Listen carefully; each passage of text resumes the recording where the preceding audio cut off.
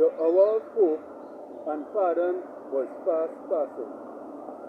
The cup of God's longing, sorry about that, but the second temple had not equaled the first in magnificence, nor was it hallowed by those visible tokens of the divine presence which pertained to the first temple. There was no manifestation of supernatural power to mark its dedication. No cloud of glory was seen to fill the newly elected sanctuary. No fire from heaven descended to consume the sacrifice upon its altar. The Shekinah no longer abode between the cherubim in the most holy place. The ark, the mercy seat, and the tables of the testimony were not to be found therein. No voice sounded from heaven to make known to the inquiring priest the will of Jehovah. For centuries the Jews had vainly endeavored to show wherein the promise of God given by Haggai had been fulfilled. Yet, pride and unbelief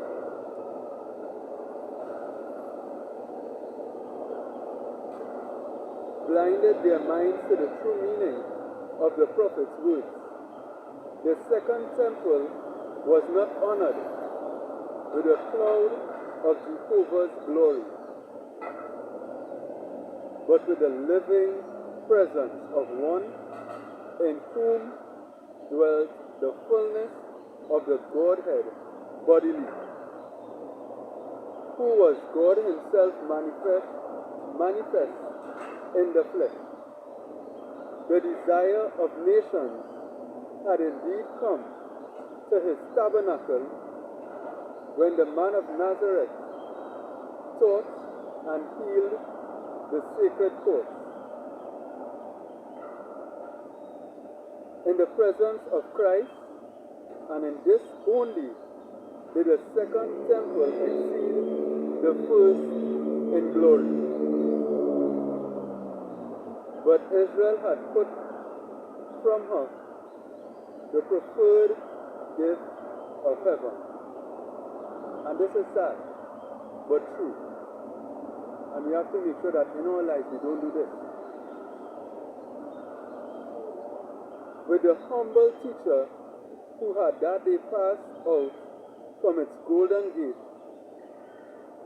the glory had forever departed from the temple.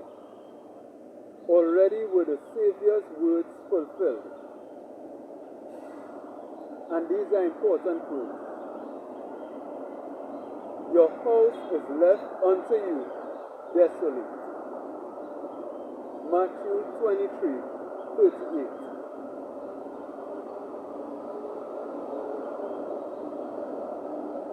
It's so important that I read it once more, that last sentence. We should ponder on this. Already the Savior's words, already were the Savior's words fulfilled. Your house, not my house, not our house. He told them, your house. Your house is left unto you desolate. Matthew 23:38. The disciples had been filled with awe and wonder at Christ's prediction of the overthrow of the temple, and they desired to understand more fully the meaning of his words. Wealth, labor, and architectural skill had for more than 40 years been freely expended to enhance its splendors. Herod the Great had lavished upon both Rome wealth and Jewish treasure, and even the emperor of the world had enriched it with his gifts.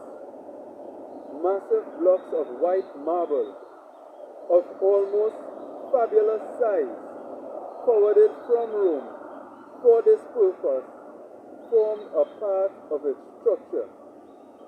And to these the disciples had called the attention of their master, saying, See, what manner of stones and what buildings are here. Buildings are here. Mark 13:1. Jesus' reply, I want us to pay attention to as we close off for today. To these words, Jesus made the most solemn and startling reply. Verily, I say unto you, there shall not be left here one stone upon another that shall not be thrown down. Matthew 20:14. I'll read it again. To these words, all the beauty and the splendor, the white marbles from that king that so lavishly gave, Jesus saw in the future and made a prophecy at that time saying, there shall not be left one stone upon another that shall not be thrown down.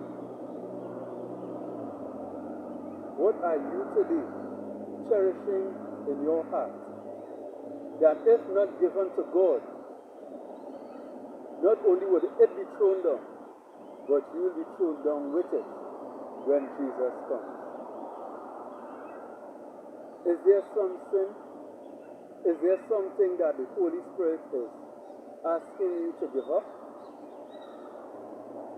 If there is one thing, if something flashes across your mind, and indeed it's something that should be given up, do give it up, because Jesus loves you with an everlasting love.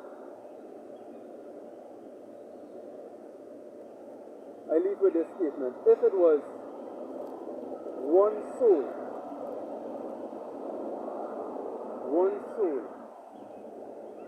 heaven will be willing to be poured out for that one soul. And that soul might be you. It's my prayer and my desire that you will see the price put on your soul. It's priceless. Nothing this world can afford you. You are of infinite value. Pray that today, yes, if it's day right now or night, when you are listening to this, pray that you see the value of your soul today. And if you haven't given your heart to Jesus, you give him your heart. For he loves you with an everlasting love and wants to see you saved and live with him. Have a blessed day or a wonderful night. Take care.